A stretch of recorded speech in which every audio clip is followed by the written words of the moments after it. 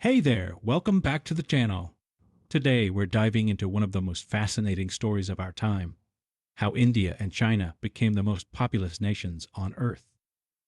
Their combined population exceeds 2.8 billion people, nearly 36% of the world's total. So how did these two countries come to dominate the global demographic landscape?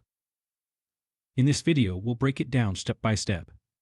From ancient civilizations and geographic blessings to cultural values and economic drivers, we'll explore the key forces shaping their massive populations. Stick around, it's going to be a deep but super fun dive into history, geography, and humanity itself.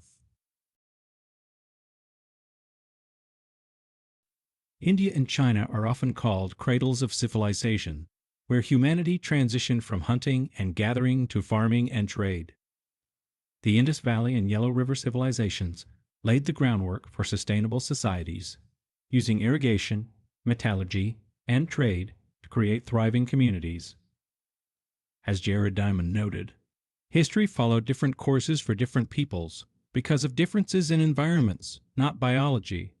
This early mastery of resources set the stage for population growth. Stable governance was a key factor in both regions. India's Mauryan and Gupta empires, along with China's Tang and Song dynasties, cultivated peace and agricultural innovation. Compare this to Europe's turbulent Dark Ages, and you can see how stability fosters growth.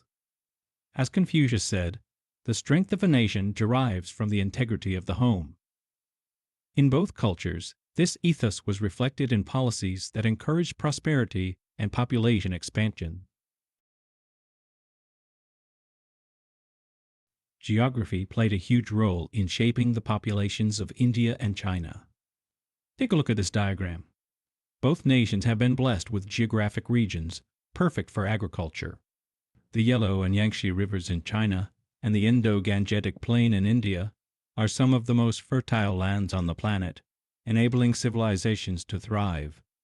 Add to that predictable weather systems, like India's monsoons and China's temperate zones, and you have a recipe for massive, stable food production. This in turn supported large populations. As Alan Savory once said, agriculture is the foundation of civilization and any stable economy.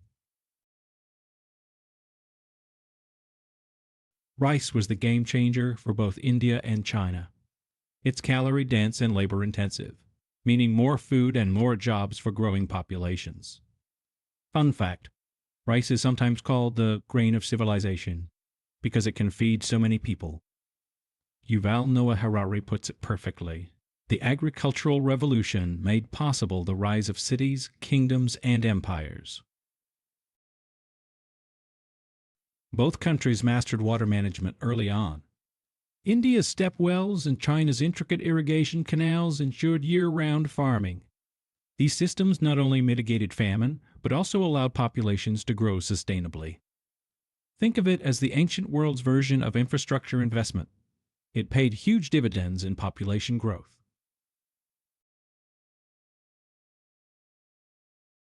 Let's shift gears to culture. Societies in both India and China historically viewed large families as a sign of prosperity. In China, Confucian values like filial piety emphasize respect for elders and responsibility to one's family, while in India, Dharmic traditions place similar importance on familial bonds. Religion also played a role. Hinduism's reverence for life and Confucianism's emphasis on lineage made fertility a cultural virtue. As John Stuart Mill once said, "The worth of a state in the long run is the worth of the individuals composing it." For centuries, India and China were agrarian societies, where manual labor was critical to survival. In these systems, having more children wasn't just a personal choice, it was an economic necessity. More family members meant more hands to work the fields, increasing productivity and ensuring food security.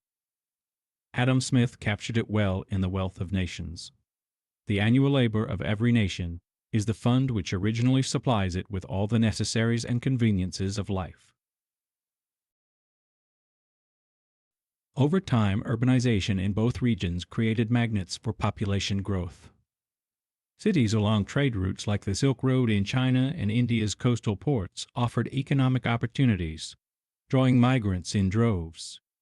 While these dense hubs accelerated economic activity, they also introduced challenges like overcrowding and resource scarcity, setting the stage for the modern population boom. The 20th century brought about a seismic shift in population dynamics. Advances in healthcare, vaccines, antibiotics, and sanitation dramatically reduced infant mortality and extended life expectancy, creating a population explosion. What's more, demographic momentum ensured that even as birth rates began to decline, populations kept growing due to large youth cohorts.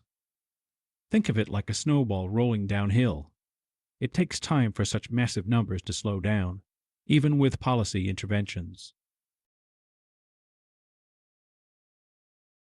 High population density has placed enormous strain on resources in both countries. From water shortages to deforestation, the environmental impact has been significant. As Mahatma Gandhi once said, "Earth provides enough to satisfy every man's needs, but not every man's greed." The challenge lies in finding sustainable ways to support such massive populations. Both nations have experimented with population control policies. China's one-child policy successfully curbed growth but created unforeseen issues like gender imbalances and an aging population. India's family planning initiatives have had mixed results, raising questions about cultural sensitivity and human rights. These policies illustrate how managing population growth is as much an ethical dilemma as it is a logistical one.